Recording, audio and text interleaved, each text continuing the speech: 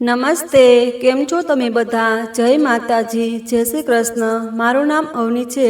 લગ્નના 7 વર્ષ પછી જ્યારે હું ગર્ભવતી થઈ ત્યારે બધા ખૂબ ખુશ હતા. મારો પતિ તો મને પોતાની પાપણું પણ બેસાડીને રાખતો હતો. જોતજોતામાં સમય પસાર થયો અને મને ડિલિવરી માટે હોસ્પિટલ લઈ જવામાં આવી.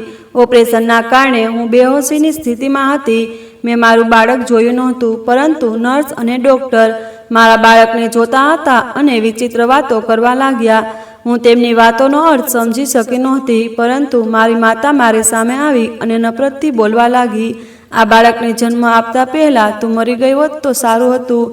હવે હું દુનિયાને ક્યાં મોઢું બતાવીશ? એટલામાં મારો પતિ ખુશીથી મીઠાઈ લઈને આવ્યો, પરંતુ જેવો તેને બાળકને જોયું તે આઘાત પામી ગયો. તેનું શરીર પથ્થર થઈ ગયું. આગલી જ ક્ષણે તેને પણ મારી સામે નફરતથી જોયું અને તરત જ મને ડિવોર્સ આપી દીધો. હું રડતા રડતા મારું બાળક ઉપાડ્યું અને જેવો તેનો ચહેરો જોયો, મારા પગ નીચેથી જમીન ખસી ગઈ, કારણ કે આ બાળક તો... ચાલો જાણીએ વિગતવાર. મારા લગ્ન એવા પરિવારમાં થયા હતા જેને શહેરભરમાં લોકો અમીર કહેતા હતા. મોટો બંગલો, ઢગલો નોકરો, સોના ચાંદીના વાસણો, કિંમતી પડદા અને સુગંધી ઓરડાઓમાં રહેવું મારા નસીબમાં લખાયું હતું. શરૂઆતમાં મને લાગ્યું હતું કે આ જાણે સપના સાચા થઈ ગયા હોય. લગ્નના થોડા દિવસ પછી જ્યારે હું આ ઘરના માહોલમાં ભળી ગઈ ત્યારે મારું દિલ જાણે શાંતિનો શ્વાસ લેવા લાગ્યું. મારું જીવન ખુશખુશાલ પસાર થઈ રહ્યું હતું. હું ભગવાનની આભારી હતી કે તેમણે મને આટલું સુખી જીવન આપ્યું. મારો પતિ ભલે સખત સ્વભાવનો હતો, પરંતુ મારી સાથે ખૂબ નરમ દિલથી વર્તતો અને મારું ખૂબ ધ્યાન રાખતો. તે મને જોઈને હંમેશા સ્મિત કરતો અને કહેતો, તારું હસવું મારા દિલની રોશની છે. હું તને ખૂબ પ્રેમ કરું છું. જ્યારથી તું મારા જીવનમાં આવી છે, મારું જીવન જાણે રોશનીથી ભરાઈ ગયું છે. તેના મોઢેથી પ્રશંસા સાંભળીને હું હંમેશા ખુશ રહેતી. તેના શબ્દો મારા દિલને આનંદથી ભરી દેતા. અમે બંને સાંજે સાથે બેસીને ચા પીતા અને તે મને પૂછતો, શું તને મારા ઘરમાં કોઈ વસ્તુની ઉણપ તો નથી લાગતી? હું તરત જ કહેતી, જ્યારે તું મારી સાથે છે તો મને બીજું શું જોઈએ? મારા જવાબથી તે ખૂબ ખુશ થઈ જતો અને મારો હાથ પકડી લેતો. તે દિવસોમાં મને લાગતું કે આજે સાચું જીવન છે, પ્રેમ અને શાંતિનું જીવન. પરંતુ આ ખુશી વધુ દિવસ ટકી નહીં. થોડા મહિના આવી જ રીતે પસાર થયા અને સગા સંબંધીઓમાં વાતો શરૂ થઈ. મારી સાસુ ઘણીવાર ઠંડા શ્વાસ ભરતી અને કહેતી, તારા લગ્નને ઘણા મહિના થઈ ગયા, પણ હજી સુધી કોઈ સારા સમાચાર નથી સાંભળ્યા.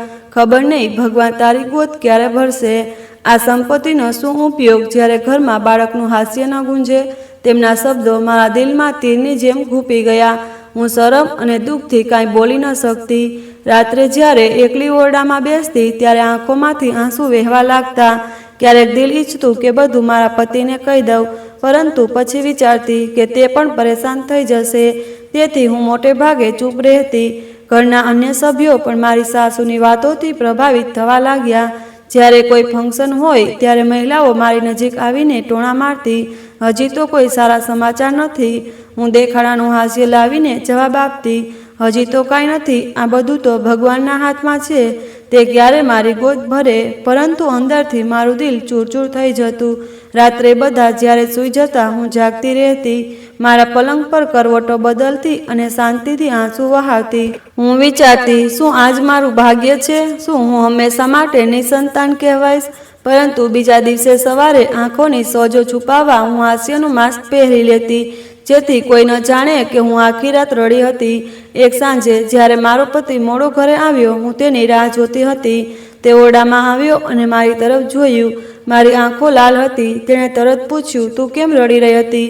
શું થયું? મેં નજર ચોરીને કહ્યું, કંઈ નહીં, બસ થોડો થાક લાગે છે. પરંતુ તે સમજી ગયો અને મારી નજીક આવીને બોલ્યો, જો અવની, મને તારી કોઈ ફરિયાદ નથી. જો ભગવાને હજી સુધી આપણને સંતાન નથી આપ્યું, તો એનો અર્થ એ નથી કે હું તને ઓછી ગણીશ કે તારાથી નારાજ થઈશ. તેની વાતોથી મને તે સમયે ખૂબ શાંતિ મળી, પરંતુ મારી સાસુના વર્તનથી મારા ઘા ફરી તાજા થઈ ગયા. એક દિવસ મારી સાસુએ ખુલ્લેઆમ કહ્યું, જો વહુ બાળક ન જન્મી શકે તો અમારે બીજો રસ્તો શોધવો પડશે. આ શબ્દો સાંભળી મારું અસ્તિત્વ ધ્રુજી ઉઠ્યું. મને લાગ્યું કે મારું સ્થાન અને સંબંધ બંને જોખમમાં છે. હું દોડીને મારા ઓરડામાં ગઈ અને જોરથી રડવા લાગી. મારો પતિ પાછળ આવ્યો અને ગુસ્સાથી બોલ્યો, મમ્મીએ આવી વાતો ન કરવી જોઈએ, પરંતુ તું પણ મજબૂત બન. મેં આંસુભરી આંખોથી તેની તરફ જોઈને કહ્યું, હું કેવી રીતે મજબૂત બનું? રોજ તેમના શબ્દો મારા દિલને કાપી નાખે છે. હું રાત્રે ભગવાનને પ્રાર્થના કરું છું, રડું છું, ગુસ્સો કરું છું અને કહું છું કે ક્યારે તે મને આ અપમાનમાંથી બહાર કાઢશે. પરંતુ મારી પ્રાર્થનાઓનો જવાબ હજી આવ્યો ન હતો. સમય પસાર થતો ગયો, ઘા ગાઢા થતા ગયા. મારી આંખોના ખૂણા હંમેશા ભીના રહેતા.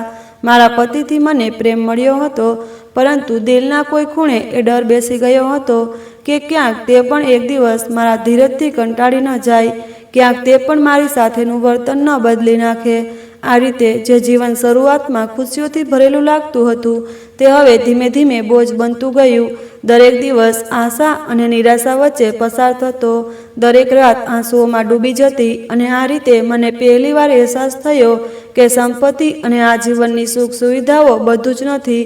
અસલી શાંતિ તો દિલની તસલ્લી અને પરિવારના પ્રેમથી આવે છે. અને આ બંને વસ્તુઓ મારા હાથમાંથી નીકળતી જતી હતી. પહેલા દિવસે મને અંદાજો થઈ ગયો હતો કે આ ઘર પોતાની શાન અને સંપત્તિ સાથે અજીબ રીત રિવાજોમાં જકડાયેલું છે. રાતનો સમય જાણે પહેરેદાર બની જતો. દરવાજા સખત રીતે બંધ થતા. ગલીના ખૂણે પહેરો અને હુકમ હતો. હુકમ એ હતો કે સ્ત્રીઓ તો રહી શકે, પરંતુ કોઈ પુરુષને ઘરમાં આવવાની પરવાનગી નહોતી. ક્યારેક કોઈ મજૂર પણ જરૂરિયાતના કારણે આવતો તો દિવસે જ આવીને પોતાનું કામ પૂરું કરીને જતો રહેતો. બંગલાની સુરક્ષા ખૂબ સખત હતી. એક દિવસ મેં સાદી વાત કહી, આ બધું આટલી સુરક્ષા સાથે કેમ છે? તો મારા પતિએ સખત શબ્દોમાં કહ્યું, આ અમારા ઘરના વડીલોના રીત રિવાજો છે. અહીં સ્ત્રીઓની ઇજ્જત સૌથી પહેલાં છે. તેથી કોઈ અજાણ્યા પુરુષને અંદર આવવાની પરવાનગી નથી. હું ચૂપ થઈ ગઈ, પરંતુ મારા દિલમાં આ દિવાલ વધુ ગૂંજવા લાગી કે ઘરમાં હંમેશા નોકરાણીઓ આવતી જતી રહેતી. બહાર બગીચામાં આખો દિવસ ચહેલ પહેલ રહેતી. પરંતુ તે બધાની વચ્ચે પણ એક અજાણી ઘૂંટણ હતી. મારો પતિ મને ખૂબ પ્રેમ કરતો, પરંતુ તેનો શંકાશીલ સ્વભાવ ક્યારેય મારા દિલને ડરાવી દેતો. એક દિવસ એક માળી બગીચાના છોડ ઠીક કરી રહ્યો હતો. મેં તેને પાણી લાવવા કહ્યું અને બસ મારું એટલું કહેવું હતું કે મારા પતિએ મને ઓરડામાં આવવાનો ઈશારો કર્યો. જ્યારે હું ઓરડામાં ગઈ તો તેણે સખત અવાજે કહ્યું, એ માળીને પાણી પીવડાવવાની શું જરૂર હતી? આખરે છોડ રોપવું એ તેનું કામ છે અને તે પોતાના કામના પૈસા લે છે. તું કોણ થાય નોકરોનું ધ્યાન રાખવાવાળી? હું તેની વાત સાંભળીને ડરી ગઈ અને ધીમા અવાજે બોલી, મેં તેની પાસે પાણી મંગાવ્યું હતું. ગરમીમાં તે બિચારો કામ કરી રહ્યો હતો. કોઈને પાણી આપવું ખોટું તો નથી? તે ચાલતા ચાલતા બોલ્યો, તને સમજાતું નથી? હું બરદાસ્ત નથી કરી શકતો કે તું કોઈ અજાણ્યા માણસ સાથે વાત પણ કરે. ત્યારબાદ ઘણા દિવસો સુધી તે મારાથી નારાજ રહ્યો. આ માહોલમાં એક ચહેરો હતો જેણે મારું દુઃખ વહેંચ્યું, કમલા માસી, જે ઘણા સમયથી આ ઘરની નોકરાણી હતી. તે બીજા નોકરોથી ઘણી અલગ હતી અને ખૂબ ખુશખુશાલ અને ગંભીર રહેતી. તેની વાતોમાં એક અજીબ શક્તિ હતી. પહેલીવાર જ્યારે મેં મારા દિલનો ભાર તેની સામે ઉતાર્યો તો તે ઘણીવાર મને જોતી રહી. પછી નરમાશથી બોલી, દીકરી, આ દુનિયા કોઈની શાંતિથી જીવવા દેતી નથી. તું બસ ધીરજ રાખ. તેની વાતોમાં માતા જેવી હૂંફ હતી. સમય સાથે મારો તેનામાં ભરોસો વધવા લાગ્યો. આખા દિવસના કામ પછી જ્યારે બધા પોતપોતાના ઓરડામાં જતા, હું કમલા માસીને મારી પાસે બોલાવતી. તે ક્યારેય મારા પગ દબાવતી તો ક્યારેક મારું માથું સહેલાવતી. એક રાતે જ્યારે હું ખૂબ ચૂપ હતી તો તેણે પૂછ્યું, બેબીજી, તે કંઈ ખાધું કે નહીં? મેં માથું નમાવીને કહ્યું, મને ભૂખ ક્યાં લાગે છે માસી? જ્યારે દિલ ભરેલું હોય તો પેટ કેવી રીતે ભરાય? તેણે મારો હાથ પકડીને કહ્યું, દિલનો ભાર વહેંચવાથી હળવો થાય છે. તું મને કહી દે. ક્યારેક તે પોતાની વાત તો સંભળાવતી. મેં પણ ઘણું દુઃખ સહન કર્યું છે, પરંતુ મેં શીખી લીધું છે કે બીજાને સહારો આપવો એ સૌથી મોટી ભલાઈ છે. તેની વાતો સાંભળીને મારું દિલ મજબૂત થવા લાગ્યું. હું વિચારતી કે જો તે આટલી સખત જિંદગી પરથી પણ હસી શકે છે તો હું કેમ નહીં? એક દિવસ ઘરે મહેમાનો આવ્યા હતા. બધી સ્ત્રીઓ ઘરેણાં પહેરીને બાળકો સાથે બેઠી હતી. કોઈએ મને કહ્યું, ભાભીજી, તમે પણ અમારી પાસે આવો. તમારી પાસે તો સમય જ સમય હશે. બાળક ન હોય તો ફુરસદ જ ફુરસદ. એટલું કહીને તે હસવા લાગી અને તેનું હાસ્ય મારા દિલને છલણી કરી ગયું. હું અંદર આવીને રડવા લાગી. ત્યારે કમલા માસી મારા ઓરડામાં આવી અને પૂછવા લાગી, બેબીજી, તું કેમ રડે છે? તારી આંખોમાં આંસુ કેમ? મેં તેને બધું કહી દીધું. તે સાંભળીને બોલી, દુનિયાના શબ્દો ઝેર હોય છે. પરંતુ જો આપણે દિલમાં જગ્યા ન આપીએ તો તે આપણને નથી આપતા. પછી તેણે મારું માથું પોતાની ગોદમાં રાખીને કહ્યું, તું મારી બહેન જેવી છે, તારે કંઈ પણ સહન કરવાની જરૂર નથી. મારી સાસુ ઘણીવાર કહેતી, વહુ, કમલાને વધુ પડતી નજીક ન રાખ, તે આપણા ઘરની નોકરાણી છે, નોકરાણી જ રહેશે, આપણા ઘરની સભ્ય નથી બની શકતી. પરંતુ મને લાગતું કે કમલા માસી જ મારી અસલી સાથી છે. એકવાર હું બીમાર પડી તો કમલા માસીએ આખી રાત મારું ધ્યાન રાખ્યું, મારા કપાળે પાણીની પટ્ટીઓ મૂકી રહી અને વારંવાર કહેતી, ભગવાન તને જલ્દી સાજી કરશે. સવારે જ્યારે મારો પતિ જોગિંગથી પાછો આવ્યો તો તે આશ્ચર્યચકિત થઈ ગયો. તેણે સવારે કમલા માસીને મારી પાસે બેઠેલી જોઈ અને મને જાગતી જોઈને ફક્ત એટલું જ કહ્યું, અવની, તને આરામની જરૂર હતી. કમલા માસી પણ તારી ચિંતામાં આખી રાત જાગતી રહી. તે દિવસથી મારો પતિ પણ શાંતિથી તેના બલિદાનને સમજવા લાગ્યો. ક્યારેક કમલા માસી મારા ઓરડાની બારીમાંથી ચંદ્રને જોતી અને કહેતી, બેબીજી, આ ચંદ્ર દરેક દુઃખ સહન કરનારનું રહસ્ય જાણે છે, તેને જોવાથી દિલ હળવું થઈ જશે. હું આશ્ચર્યચકિત થઈ જતી કે તે આટલી નરમ દિલની કેવી રીતે હોઈ શકે. ઘરમાં રાજનીતિ હજી ઓછી નહોતી થઈ. નોકરાણીઓ એકબીજાની ચુગલી કરતી રહેતી. કોઈ કહેતું અવની ભાભી ઘમંડી છે તો કોઈ કહેતું કમલાનો સાયો અવની ભાભી પર વધુ પડતો છે. કોઈને શું ખબર કે કમલાના બધા બાળકો અપંગ છે. આ સ્ત્રી ફક્ત લાચાર બાળકોને જ જન્મ આપે છે, એટલે જ 4 દીકરાઓ હોવા છતાં ઘણા વર્ષોથી આ બંગલામાં નોકરાણીનું કામ કરે છે. આપણી ભાભી આ સ્ત્રીની અસર ન લઈ લે.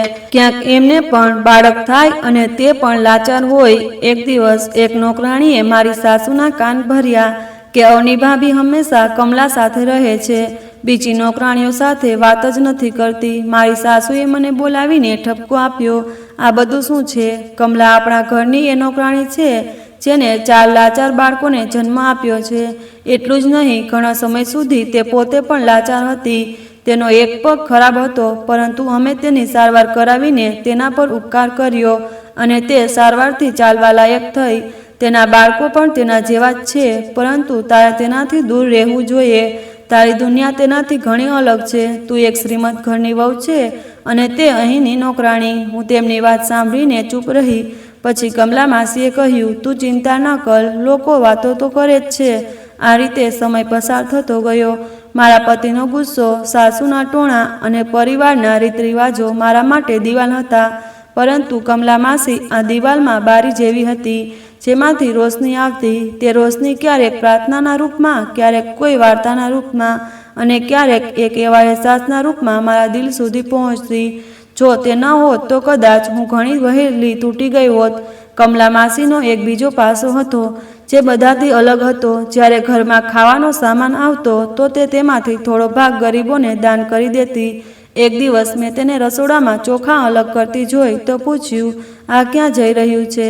તેણે હસીને કહ્યું, બેબીજી, અહીંથી થોડે દૂર એક કેટલીક ઝૂંપડીઓ છે, ત્યાંના બાળકો ભૂખ્યા હોય છે. હું તેની વાત સાંભળીને આશ્ચર્યચકિત થઈ ગઈ. આ ઘરમાં ફાલતુ ખર્ચ કરવો સામાન્ય હતો અને ત્યાં આ નોકરાણી બીજાને ખવડાવી રહી હતી. મેં કહ્યું, તું આ બધું તારા પૈસાથી કરે છે? તે બોલી, હા, મને જેટલું મળે છે તેમાંથી હું વેચી દઉં છું. તેનું દિલ મારા માટે વધુ નરમ થઈ ગયું. એક દિવસ સાંજે હું ઓરડામાં રડી રહી હતી. મારો પતિ કોઈ વાતે મારાથી નારાજ થઈને બહાર ગયો હતો. મેં કાબુ ન રાખ્યો અને કમલા માસીને બોલાવી. તે મારી પાસે આવીને બેઠી. મેં રડતા રડતા કહ્યું, માસી, ક્યારેક લાગે છે કે આ જિંદગી મને ખૂબ મુશ્કેલ પરીક્ષામાં નાખી રહી છે. તેણે મારો હાથ પોતાના હાથમાં લઈને કહ્યું, બેબીજી, ભગવાન કોઈને તેની શક્તિથી વધુ નથી અજમાવતો. તારા ભાગ્યમાં જે લખ્યું છે તે જ શ્રેષ્ઠ છે. પછી તેણે પોતાનો આંચળ મારા આંસુ લૂછવા માટે આપ્યો. ક્યારેક તે મારા માટે ખાસ તેલ ગરમ કરતી અને મારા માથાની માલિશ કરતી અને તે દરમિયાન પોતાના જીવનની વાતો સંભળાવતી. એક રાતે કમલા માસીએ કહ્યું, બેબીજી, મેં મારી માતાને નાની ઉંમરે જ ગુમાવી દીધી હતી. પછી લગ્ન થયા, પરંતુ મારો પતિ મને દિવસ રાત મારતો. મારામાં એક ખામી હતી કે હું મારા પગથી બરાબર ચાલી શકતી નહોતી. એવું નહોતું કે હું બાળપણથી જ આવી હતી. એકવાર હું મારા પિતા સાથે જઈ રહી હતી ત્યારે અચાનક એક ગાડીવાળાએ મારો પગ કચડી નાખ્યો. તેના કારણે હું બરાબર ચાલી શકતી નહોતી અમે એટલા ગરીબ હતા કે મારી સારવાર ન થઈ શકી. ડૉક્ટરે કહ્યું હતું કે જો મને સમયસર સારવાર મળી હોત તો મારો પગ સંપૂર્ણ ઠીક થઈ શક્યો હોત, પરંતુ સમય પસાર થતો ગયો. લગ્ન થયા તો મારા પતિએ મારા પર અત્યાચાર શરૂ કર્યા. તે મને લંગડી કહેતો. પછી મેં મારા મોટા દીકરાને જન્મ આપ્યો તો તે અપંગ નીકળ્યો. મારા પતિએ મારા પર વધુ અત્યાચાર શરૂ કર્યા અને કહ્યું કે આ બધું તારા કારણે થયું છે. જો તું ઠીક હોત તો અમારો દીકરો પણ ઠીક હોત. પછી આવી જ રીતે 4 બાળકો થયા અને 4 દીકરા હોવા છતાં અપંગ નીકળ્યા. મારી જિંદગી ઘણી મુશ્કેલીઓમાં આવી. તેથી હું જાણું છું કે દુઃખ શું હોય છે. તે ક્ષણે મેં તેને માત્ર એક સ્ત્રી તરીકે નહીં, પરંતુ માનવતાનો ચમકતો ચહેરો સમજી. તે દરમિયાન ઘરનો માહોલ થોડો બદલાવા લાગ્યો હતો. મારી સાસુ, જે અગાઉ રોજ મને ટોણા મારતી હતી, હવે ક્યારેક ચૂપ રહેવા લાગી. કદાચ તે પણ થાકી ગઈ હતી, પરંતુ મારા પતિનું વર્તન હજી પણ સખત હતું. એકવાર મારા પતિએ ગુસ્સામાં કહ્યું, આ ઘર રીત રિવાજો પર ચાલે છે, તું રોજ ફરિયાદો ન કર. હું ચૂપ રહી, પરંતુ કમલા માસી પછી ઓરડામાં આવી અને બોલી, બેબીજી, તે સાહેબને જવાબ ન આપીને ખૂબ સારું કર્યું. પતિને સમય આપ, એક દિવસ તે પોતે બદલાઈ જશે. તે દિવસથી મારી તબિયત બદલાવા લાગી. ક્યારેક કમરમાં દુખાવો થતો, ક્યારેક દિલ ગભરાતું. શરૂઆતમાં મેં ધ્યાન ન આપ્યું, પરંતુ માસીએ તરત ઓળખી લીધું. તેણે કહ્યું, બેબીજી, લાગે છે તારી પ્રાર્થના સ્વીકારાઈ ગઈ છે. મેં ડરતા ડરતા હસીને કહ્યું, આવી વાત ન કર, મારું દિલ ધડકવા લાગ્યું છે. તેણે હા પાડતા કહ્યું, તારે ડૉક્ટર પાસે જવું જોઈએ. ડૉક્ટરને બોલાવવામાં આવ્યા. મારું ચેકઅપ થયું અને ડૉક્ટરે ખુશ ખબર આપી કે હું ગર્ભવતી છું. આ સાંભળીને મારી આંખોમાંથી આંસુ નીકળી પડ્યા. મેં કમલા માસીનો હાથ પકડીને કહ્યું, આ બધું તમારા આશીર્વાદનું પરિણામ છે. તે હસીને બોલી, ના બેબીજી, આ બધું તો ભગવાનની કૃપા છે. જ્યારે આ ખબર મારા પતિ સુધી પહોંચી તો તેના ચહેરા પર વર્ષો બાદ શાંતિભર્યું હાસ્ય જોવા મળ્યું. તેણે ખુશીમાં મીઠાઈઓ મંગાવી અને બધામાં વહેંચી. ઘરના આંગણામાં પહેલીવાર એવું લાગ્યું કે ઉજવણી થઈ રહી છે. નોકરાણીઓ એકબીજાને અભિનંદન આપી રહી હતી. મારી સાસુએ પણ ખુશી વ્યક્ત કરી, પરંતુ હું જાણતી હતી કે મારી ખુશીનું અસલી કારણ કમલા માસી હતી. તે ક્ષણે મને લાગ્યું કે તેની આંખોમાં પણ નમી હતી, પરંતુ હોઠ પર શાંતિભર્યું હાસ્ય હતું. મારા પતિએ કમલા માસીને બોલાવી અને કહ્યું, હવે તમારી જવાબદારી છે કે મારી પત્નીનું ધ્યાન રાખે. આ સાંભળીને માસીએ કહ્યું, એ તો મારું ફરજ છે સાહેબ. પછી તેણે ધીમેથી કહ્યું, જોયું બેબીજી, ભગવાને તને ઇજ્જત આપી અને ખુશી પણ. હવે તારે ફક્ત આરામ કરવાનું છે. સમય સાથે મારું દિલ બદલાવા લાગ્યું. તે એકલતા, તે ટોણા, બધું જાણે દૂર થવા લાગ્યું. કમલા માસી દરેક ક્ષણે મારી નજીક રહેતી. ક્યારેક મને દવા યાદ અપાવતી, ક્યારેક કહેતી, બેબીજી, વધુ ન ચાલ, આરામ કર. તેની સેવામાં એવો પ્રેમ હતો જે સંબંધોથી પણ આગળ હતો. આ રીતે તે પ્રાર્થના જે એક દિવસ તેણે મારા માથે હાથ રાખીને કરી હતી, તે સાચી થઈ. મારી દુનિયા જે અંધારામાં ડૂબેલી હતી, હવે રોશનીથી ભરાવા લાગી. અને આ રોશનીની પાછળ એ જ એક વ્યક્તિ ઊભી હતી, જેને લોકો આપણા ઘરની ગરીબ લાચાર નોકરાણી કહીને નીચી ગણતા હતા. જેમ જેમ બાળકના જન્મનો સમય નજીક આવતો ગયો, ઘરમાં હલચલ વધવા લાગી. એક રાતે જ્યારે મને દુખાવો થયો તો મને હોસ્પિટલમાં દાખલ કરવામાં આવી. મારી સાસુ ઓરડાની બહાર ફરતી હતી અને મારો પતિ મીઠાઈ વેચવાની તૈયારી કરી રહ્યો હતો. ઘણા કલાકોની તકલીફ પછી જ્યારે બાળકનો પહેલો અવાજ ગૂંજ્યો તો બધા દોડતા ઓરડા તરફ આવ્યા. નર્સે કપડામાં લપેટેલું બાળક બધાને બતાવ્યું તો આશ્ચર્યની લહેર ફેલાઈ. બાળકનો રંગ સાવડો હતો અને તેનો પગ વાંકો હતો. આ બધું કોઈના વિચારમાં નહોતું. બધાએ એકબીજા તરફ જોયું અને ચર્ચા શરૂ થઈ. મારી સાસુએ સૌથી પહેલાં જોરથી ચીસ પાડી, હે ભગવાન, આ શું થયું? આ તો અમારું નાક કપાઈ ગયું. તેનો અવાજ આખા આંગણામાં ગૂંજતો હતો. તે વારંવાર કહેવા લાગી, આ બાળક આપણા પરિવારની ઇજ્જત માટીમાં મેળવી દેશે. બાકીની સ્ત્રીઓ પણ હાથ મોઢા પર રાખીને ચર્ચા કરવા લાગી. કોઈએ કહ્યું, અમને તો ખબર હતી કે આવું જ થવાનું છે. જે નોકરાણી સાથે માલકીને સંબંધ બનાવ્યો, તેનું બાળક તેના પર જ ગયું. તે ક્ષણે કોઈએ એ વિચારવાનો પ્રયાસ ન કર્યો કે બાળક નિર્દોષ છે. હું બેહોશોની સ્થિતિમાં હતી, પરંતુ ધીમે ધીમે મારા કાને તે શબ્દો સંભળાયા. આંખો ખુલી અને દિલ ધ્રુજી ગયું. મેં નર્સને નબળા અવાજે પૂછ્યું, મારું બાળક ક્યાં છે? પરંતુ જવાબ આપવાને બદલે બધા એકબીજા તરફ જોવા લાગ્યા. ડૉક્ટરે માથું નમાવી દીધું. તે પહેલાં કે હું કંઈ સમજું, મારો પતિ મીઠાઈનો ડબ્બો લઈને ઓરડામાં આવ્યો. તેના ચહેરા પર હાસ્ય હતું. તે બોલ્યો, હું બધાને ખુશખબર આપવા જઈ રહ્યો છું. પરંતુ જેવો તેણે બાળકને જોયો, તેના પગ લડખડાઈ ગયા. મીઠાઈનો ડબ્બો હાથમાંથી છૂટીને જમીન પર પડી ગયો. તેના ચહેરાનો રંગ બદલાઈ ગયો. તે ધ્રુજતા અવાજે બોલ્યો, આ શું છે? આ કેવી રીતે શક્ય છે કે બાળકનો એક પગ લાચાર છે? આ મારો દીકરો નથી. આપણા પરિવારમાં તો દૂર દૂર સુધી આવું કોઈ નથી. મારી સાસુ અંદર આવી. તેના વર્તનમાં પણ ઝેર ટપકતું હતું. તે બોલી, મેં તો પહેલાં જ કહ્યું હતું કે આ વહુ કંઈક ખેલ રચીને આવી છે. જો આપણા પરિવારમાં દૂર દૂર સુધી કોઈ લાચાર નથી, ચોક્કસ કમલા અને તેના પરિવારની અસર આ બાળક પર આવી છે. આ સાંભળતા જ બધાની નજર કમલા માસી પર પડી, જે ઓરડાના ખૂણામાં ઊભી હતી. તેણે ગભરાટમાં કહ્યું, ના મોટી માલકીન, મેં કંઈ નથી કર્યું. આ બાળક તો આપનું જ છે. પરંતુ કોઈએ તેની વાત પર ભરોસો ન કર્યો. મારા પતિએ ગુસ્સામાં કહ્યું, ચૂપ રહે. ચોક્કસ તું મારી પત્નીને તારા ઘરે લઈ ગઈ હશે કે તારા બાળકોને મળવા દીધા હશે. મેં રડતા રડતા કહ્યું, તમે આવી વાતો કેમ કરો છો? આ બાળક આપણું છે, તમારું છે. પરંતુ તે આગ બબૂલા થઈ ગયો. તે બોલ્યો, ના, આ બાળક મારું ન હોઈ શકે. તે અમને બધાને દગો આપ્યો છે. ઓરડામાં હલચલ મચી ગઈ. મીઠાઈ જે ખુશી માટે રાખવામાં આવી હતી, તે હવે પગ નીચે કચડાઈ રહી હતી. સગા સંબંધીઓ એકબીજા તરફ ઈશારા કરવા લાગ્યા. કોઈ કહેતું, આવા બાળકો જ પરિવારની બરબાદી બનતા. મારું દિલ ડરવા લાગ્યું. મેં મારા નબળા શરીરથી ઊભા થવાનો પ્રયાસ કર્યો અને કહ્યું, મારી વાત સાંભળો. ભગવાનના ખાતર મારા પર શંકા ન કરો. પરંતુ મારા પતિએ હાથ ઊંચો કરીને કહ્યું, બસ હવે એક પણ શબ્દ આગળ ન બોલ. કમલા માસી આગળ આવી અને મારી નજીક બોલી, બેબીજી, હિંમત રાખ. ભગવાન જાણે છે કે તું નિર્દોષ છે. તેની આંખોમાં આંસુ હતા. પરંતુ મારા પતિએ તેને ધક્કો મારી દીધો અને ચીસ પાડતા કહ્યું, આ બધું તારું જ કરેલું છે. મારી સાસુએ પણ તેનો સાથ આપ્યો. હા, હું તો ક્યારની કહેતી હતી કે આ લાચાર સ્ત્રી સાથે વધુ મેલજોલ ન રાખ. તેના બાળકો પણ અપંગ છે. આ આપણા ઘરમાં મુસીબત લઈને આવશે. થોડીવાર પછી આખા ઘરમાં હોબાળો મચી ગયો. મહેમાનો જે ખુશીના સમાચાર સાંભળવા આવ્યા હતા, તે હવે ચૂપચાપ એકબીજા તરફ જોતા માથું નમાવી રહ્યા હતા. કેટલાક તો કંઈ બોલ્યા વિના પાછા જવા લાગ્યા. મીઠાઈની ખુશ્બુ હવે ઓરડામાં બોજ બની ગઈ હતી. મારી હાલત બેહોશીની હતી, પરંતુ અંદરથી હું બધું સમજી રહી હતી. આ ખુશી જે મારા માટે જીવનની સૌથી મોટી ક્ષણ હોવી જોઈએ, તે થોડી જ ઘડીઓમાં ઝેર બની ગઈ હતી. બાળકને મારી ગોદમાં આપવામાં આવ્યું, પરંતુ મારી સાસુએ રોકી દીધું અને કહ્યું, ના, આ બાળક નથી. આને આ ન આપો.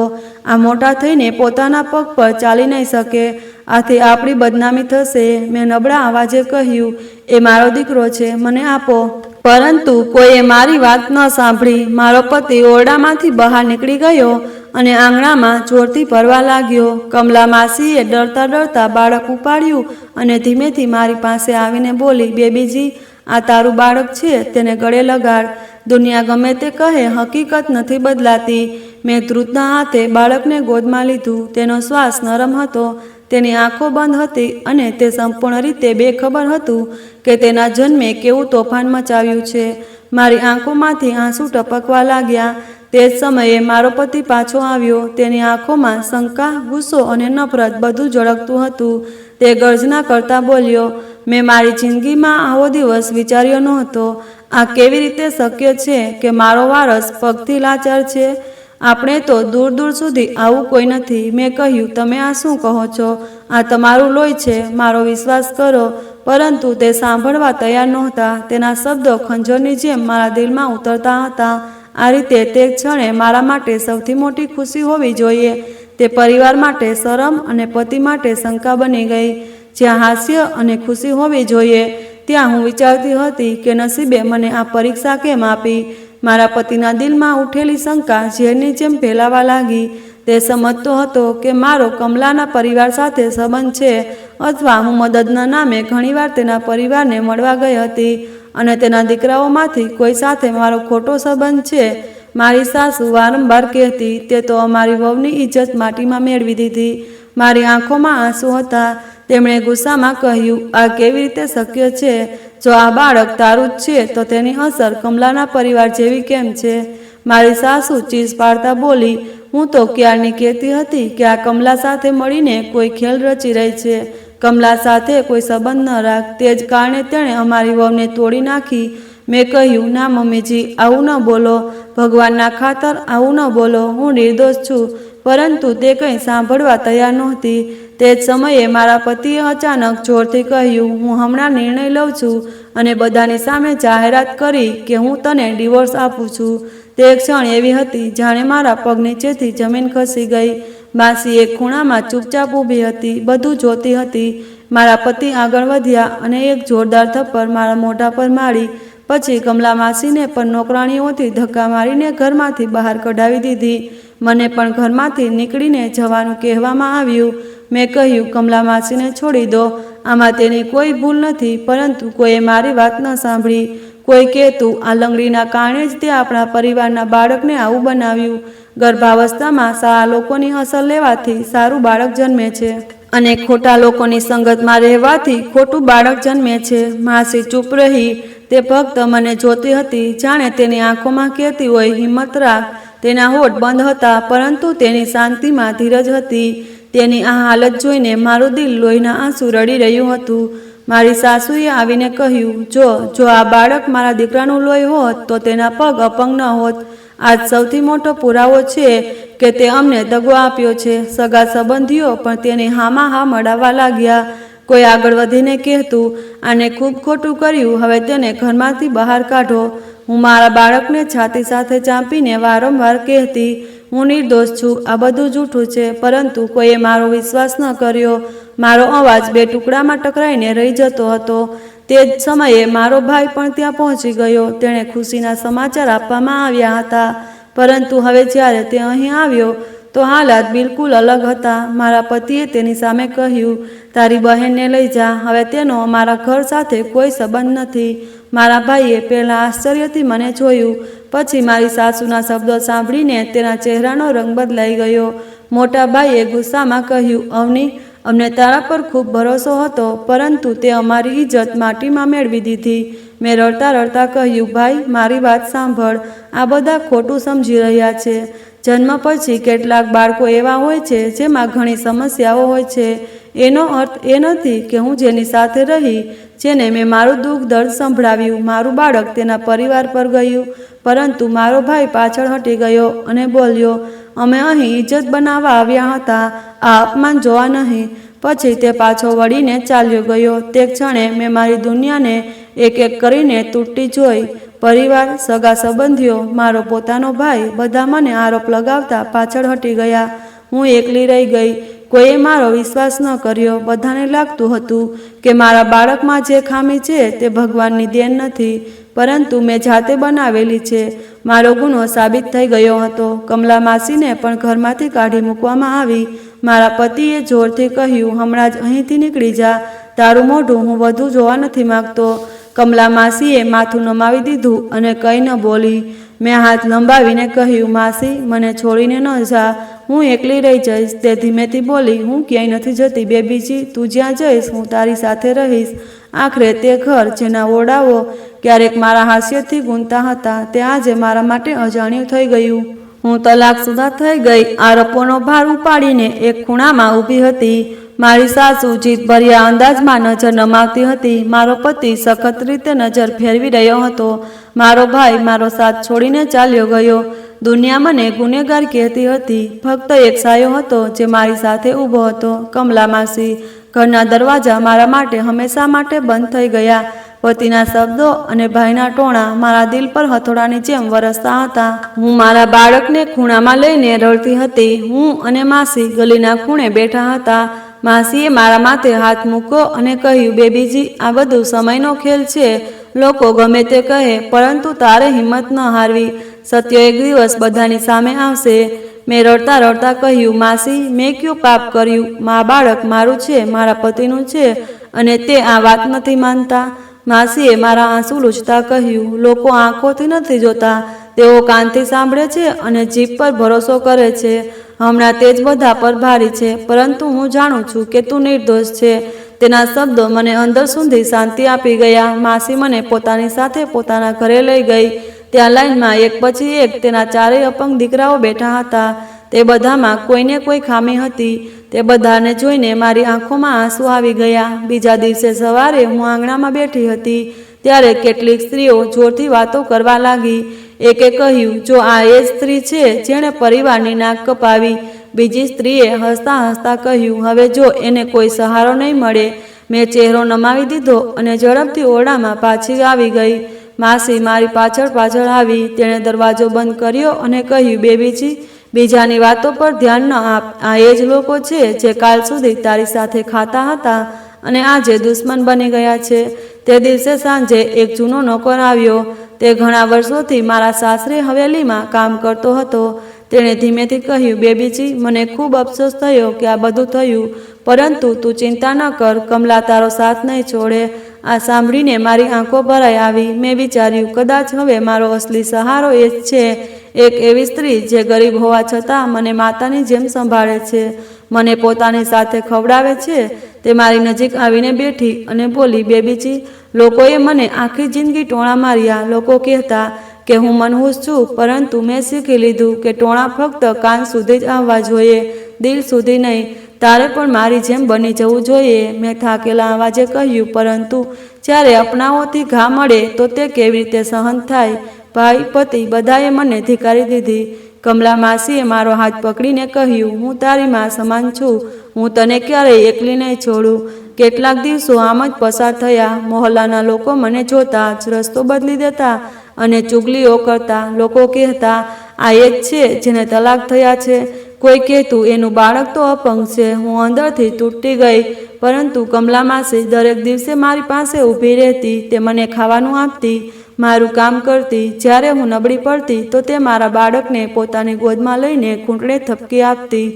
એક દિવસ મેં કમલા માસીને કહ્યું, જો તું ન હોત તો હું ક્યારની હારી ગઈ હોત. તેણે હસીને જવાબ આપ્યો, બેબીજી, ભગવાને મને તારા માટે મોકલી છે. એક સવારે મેં વિચાર્યું કે બાળકને આંગણામાં ધૂપ બતાવું. જેવી હું બહાર નીકળી તો મહોલ્લાની એક સ્ત્રી આવી અને ટોણા મારના અંદાજમાં બોલી, બિચારું બાળક અપંગને જોતા જોતા અપંગ બની ગયું. મારી આંખો ભરાઈ આવી. મેં મુશ્કેલીથી પોતાને સંભાળ્યું. કમલા માસી આગળ વધી અને સખત અવાજે બોલી, જીભ સંભાળીને વાત કર. આ બાળક ભગવાનની દેન છે. તે સ્ત્રી ગભરાઈને પાછળ હટી ગઈ, પરંતુ જતાં જતાં બોલી, દુનિયા તો એ જ કહેશે જે દેખાય છે. તે સાંજ મારા માટે ખૂબ ભારે હતી. હું પથારીમાં પડીને વારંવાર વિચારતી રહી કે દુનિયા મારો વિશ્વાસ ક્યારે કરશે. મેં ધીમેથી પ્રાર્થના કરી, હે ભગવાન, મને ન્યાય આપ. માસી મારી નજીક બેઠી હતી. તેણે મારું માથું સહેલાવતા કહ્યું, બેબીજી, પ્રાર્થનાઓ ક્યારેય વ્યર્થ નથી જતી. તારો અવાજ આકાશ સુધી જરૂર પહોંચશે. જે સપનાઓ મેં જોયા હતા તે હવે એક રોશનીની જેમ હતા અને મારી આસપાસ ફરતા હતા. મારું બાળક હસી રહ્યું હતું. હું ચોંકીને ઊભી થઈ. માસી જાગતી હતી. તેણે કહ્યું, બાળકના સપના ઘણીવાર સંદેશો હોય છે. આ તારા માટે આશા છે. આ વાતે મારા દિલમાં નવો હોંસલો જગાડ્યો. કેટલાક દિવસો પછી મારી તબિયત વધુ બગડી. કદાચ સતત રડવાને અને નબળાઈને કારણે હું બેહોશીની સ્થિતિમાં આવી ગઈ. કમલા માસીએ પોતે મારા માટે વૈદ્યને બોલાવ્યા. તેમણે મારી સારવાર કરી અને કહ્યું, આ દીકરી ઘણું દુઃખ સહન કરી રહી છે.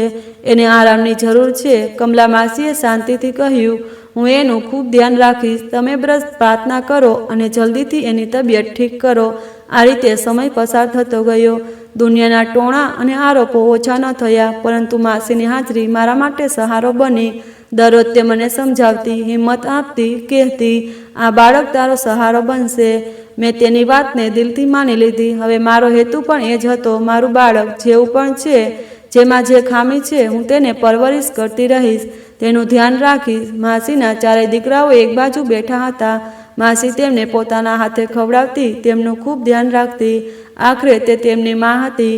એક મા પોતાના બાળકોમાં હોય તેવી ખામીઓ ક્યારેય અવગણી શકતી નથી. ન તો તે ખામીના કારણે તેમને છોડી શકે. સમય પસાર થતો ગયો. લોકોના હજારો ટોણા સહન કરવા છતાં હું અને કમલા માસી પોતપોતાના બાળકોનું ધ્યાન રાખતા હતા. કમલા માસી મારા ખાતર શહેરમાં જઈને મોટા બંગલામાં નોકરી કરતી અને ત્યાંથી જે પૈસા લાવતી તેનાથી અમારું ગુજરાન ચાલતું. એક દિવસ માસીએ કહ્યું, બેબીજી, મને લાગે છે કે હવે આ ગામમાં રહેવું ઠીક નથી. આપણે બીજે ક્યાંક જવું જોઈએ. મેં કહ્યું, માસી, આપણે આખરે ક્યાં જઈશું? તેણે કહ્યું, હું જે બંગલામાં નોકરી કરું છું ત્યાંની માલકીને એક વધુ નોકરાણીની જરૂર છે. તેમણે કહ્યું છે કે તેઓ આપણને રહેવા માટે એક ક્વાર્ટર પણ આપશે. આપણે ત્યાં રહીશું અને હું અને તું મળીને ત્યાં નોકરી કરીશું.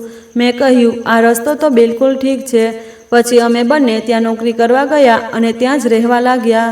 હું જે ક્યારેક મોટી હવેલીની માલકીન હતી, હવે શહેરના મોટા બંગલાની નોકરાણી બની ગઈ. મને આ વાતનો કોઈ અફસોસ નહોતો, પરંતુ મારા બાળકના ખાતર મારે આ બધું કરવું જ પડતું હતું.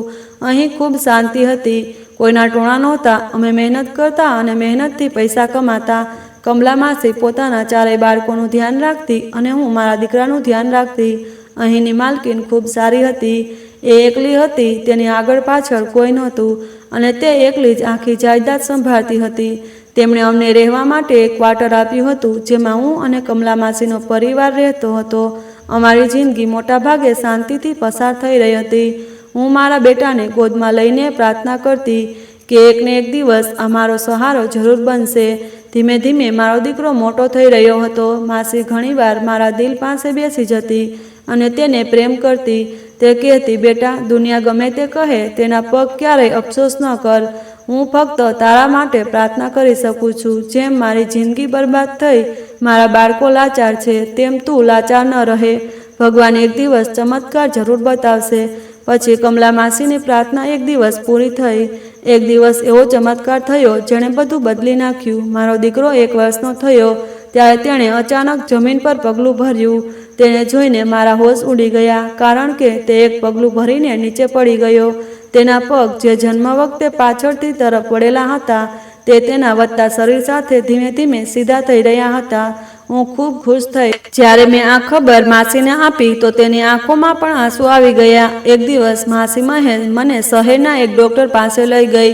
ત્યાં મેં મારા દીકરાનું ચેકઅપ કરાવ્યું તો ડૉક્ટરે કહ્યું, તમારા દીકરાની સારવાર શક્ય છે. તમારો દીકરો ઠીક થઈ શકે, પરંતુ સારવારમાં ઘણા પૈસા ખર્ચ થશે. મેં કહ્યું, મારી પાસે તો આટલા પૈસા પણ નથી. માસીએ કહ્યું, તું ચિંતા ન કર, આપણે બંને મળીને કમાઈશું, રાજુની સારવાર કરાવીશું. મેં મારા દીકરાનું નામ રાજુ રાખ્યું હતું. અમે બંને ખૂબ મહેનત કરતા. હું મારા દીકરાનું ખૂબ ધ્યાન રાખતી. એક દિવસ બંગલાની માલકીને જ્યારે મારા દીકરાને હસતા રમતા જોયો તો તે બોલી, હું તમારા દીકરાની સારવારની જવાબદારી લઉં છું, પરંતુ શરત એ છે કે તું અને કમલાએ આખી જિંદગી મારા ઘરની નોકરાણી બનીને રહેવું પડશે. માસી અને હું આ વાત માટે રાજી થઈ ગયા. મારા દીકરાની સારવારથી મોટું મારા માટે કંઈ નહોતું. માલકીને મારા દીકરાની સારવાર કરાવી. સમય પસાર થતો ગયો અને વધતી ઉંમર સાથે તેના પગની લાચારી દૂર થઈ ગઈ. માલકીન અમારો આખો ખર્ચ ઉઠાવતી, કારણ કે તેમને કાયમી નોકરાણીની જરૂર હતી. દરેક નોકરાણી જે તેમના ઘરે કામ કરવા આવતી, થોડા દિવસોમાં કામ છોડીને જતી રહેતી. હું અને માસી જેવા હતા, જેમને હંમેશા કામની જરૂર હતી. તેમના મોટા બંગલાનું આખું કામ અમે જ સંભાળતા. સારવાર થતાં થતાં ભગવાને એવો ચમત્કાર બતાવ્યો કે મારો દીકરો પોતાના પગ પર ઊભો થઈ ગયો. પછી ગુજરતા સમય સાથે તેણે શાળાએ જવાનું શીખી લીધું. હું ખૂબ ખુશ હતી અને ઈચ્છતી કે જે લોકોએ મારા દીકરામાં ખામી કાઢી, મારા પર શંકા કરી, તેમને જઈને બતાવું કે આજે મારો દીકરો પોતાના પગ પર ઊભો છે અને આ બાળક ફક્ત અને ફક્ત મારા પતિનું જ છે. પરંતુ તેણે મને તલાક આપી દીધા હતા અને મારી પાસે તેના માટે કોઈ સફાઈ બચી નહોતી. હું અને માસી અહીં જ રહેતા. મારો દીકરો શાળાએ જતો, ભણતો અને પોતાના પગ પર ચાલતો. પછી એક દિવસ માલકીનના ઘરે એક અજાણ્યો માણસ આવ્યો. મેં તેને ઓળખવાનો પ્રયાસ કર્યો, પરંતુ થોડીક ક્ષણોમાં હું તેને તરત ઓળખી ગઈ. હું તેને 10 વર્ષ પછી જોઈ રહી હતી. તે મારો પતિ હતો. તેણે મારી સામે હાથ જોડીને કહ્યું, અવની, મને માફ કરી દે. હું તને અને આપણા દીકરાને ઘણા સમયથી શોધી રહ્યો હતો, પરંતુ તમે બધા ક્યાં ગયા હતા તેની કોઈ ખબર ન પડી. મેં તરત મારા પગમાં પડી ગયો. હું અને માસી એકબીજાનો ચહેરો જોતા હતા કે આખરે આટલા વર્ષો પછી તે અહીં કેમ આવ્યો. તેણે કહ્યું કે મારા ગયા પછી તેની માતાનું મૃત્યુ થઈ ગયું, તેના વ્યવસાયમાં નુકસાન થયું, તે દિવસે ને દિવસે ગરીબ થતો ગયો અને પછી જ્યારે તેને ખબર પડી કે અમે અહીં રહીએ છીએ તો તે અમારી આસપાસ આવીને અમારી સાથે વાત કરવાનો પ્રયાસ કરવા લાગ્યો. પરંતુ જ્યારે તેણે મારા દીકરાને જોયો તો તે આશ્ચર્યચકિત થઈ ગયો કે તે પોતાના પગ પર ઊભો હતો. ત્યારે તેને અહેસાસ થયો કે જો હું અને મારો દીકરો તેની સાથે હોત તો કદાચ તેની જિંદગી આટલી બરબાદ ન હોત. તેણે કહ્યું, મને માફ કરી દે. મેં કહ્યું, માફી તો ભગવાન આપે છે, પરંતુ મારું દિલ હવે તને માફ નથી કરી શકતું. તે મારા પર શંકા કરી હતી. તે મને ટોણા માર્યા હતા. આ બાળકને પોતાનું ન માન્યું. આજે જો આ એ જ બાળક છે, તારી ઓળખ છે, બિલકુલ તારા જેવું અને પોતાના પગ પર ચાલી શકે છે. જરૂરી નથી કે આપણે જેની સંગતમાં રહીએ આપણા બાળકો તેમના પર જાય, પરંતુ કેટલાક બાળકોમાં ભગવાન પોતાના તરફથી ખામી કરે છે. કદાચ તે માતા પિતાને અજમાવવા માગે છે, પરંતુ તે તો પોતાની જ સંતાનને ઠુકરાવી દીધી. મેં મારી દીકરાની સારવાર કરાવી. આજે તે પોતાના પગ પર ઊભો છે. તું ઈચ્છતો હોત તો તારા પૈસાથી આપણા દીકરાની સારવાર કરાવી શકતો હોત. મારો પતિ ખૂબ શર્મિંદા થઈ રહ્યો હતો. તે ઈચ્છતો હતો કે હું તેની જિંદગીમાં ફરીથી સામેલ થઈ જાઉં, પરંતુ એ શક્ય નહોતું. માલકીન સાથે મારો અને માસીનો આખી જિંદગીનો વાયદો હતો કે અમે આખી જિંદગી તેમની સાથે રહીશું. તે એક વૃદ્ધ સ્ત્રી હતી અને તેમને કાયમી નોકરાણીની જરૂર હતી જે આખી જિંદગી તેમની સેવા કરી શકે. હવે અમારું એ જ કર્તવ્ય હતું. અહીં અમને ઇજ્જત મળી હતી, સન્માન મળ્યું હતું, પૈસા મળ્યા હતા અને તો પણ મારા દીકરાની સારવાર મળી હતી. તેથી હું અહીંથી ક્યાંય નહીં જઈ શકતી. મેં મારા પતિને માફ કરી દીધો હતો. મેં તેને પાછો મોકલી દીધો અને કહ્યું, મારી જિંદગી જે પણ છે એ આ જ છે. હું તારી સાથે નથી રહેવા માંગતી, બલકે હું કોઈ જૂના સંબંધોને પાછળ વળીને નથી જોવા માંગતી, જેમણે મારા ખરાબ સમયમાં મને ઠુકરાવી દીધી હતી. આજે હું, કમલા માસી, તેના બાળકો અને માલકીન સાથે માલકીનના ઘરમાં રહી છીએ. મારો દીકરો 15 વર્ષનો થઈ ગયો છે. તે ભણે છે અને મને આશા છે કે એકને એક દિવસ તે ભણી ગણીને અમારું અને પોતાનું ભવિષ્ય બદલી નાખશે. સમય પસાર થતો ગયો અને ભગવાને મારા દીકરાને એટલો સફળ બનાવ્યો કે જે લોકો મને ગણતા હતા તેમની જીભ પર તાળા લાગી ગયા હતા અને મારા ખરાબ સમયમાં મારો સાથ આપનારી કમલા માસી હતી. તેના વિના મારી જિંદગી કંઈ નહોતી. મારી આંખો સામે આજે પણ એ જૂનો નજારો ફરે છે જ્યારે લોકોએ મને ધિક્કારી હતી. મિત્રો, આશા છે કે તમને અમારી વાર્તા ગમી હશે. વિડીયો સારો લાગ્યો હોય તો લાઈક અને હાઈપ કરવાનું ભૂલશો નહીં અને ચેનલને સબસ્ક્રાઈબ જરૂરથી કરજો. આભાર.